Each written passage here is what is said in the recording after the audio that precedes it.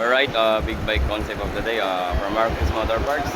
Ilagay pala tayo dito na MPR1 inverted shock with 9 Excalibur with matching po na disc na modified disc version 2 kulay gold. Okay. Ang harapan po nito is 9080 Diablo Rosso, likuran is 150 by 60 by 17 na pisc tire. Right.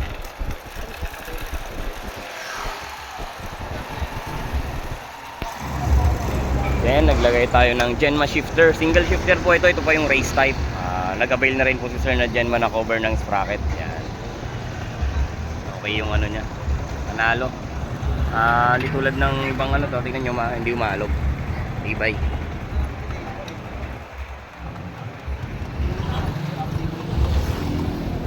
Then may yung pestuhan niya, goods na goods, race type talaga siya. Pero adjustable pa rin siya. Apat yung adjustment niya. Dalawang front, dalawang rear, dalawang up, dalawang down. And then may lagayan na rin siya ng brake light switch. May kasama na rin bracket. Meron pa rin spacer para sa top. Alright. May bracket na rin ng fluid tank.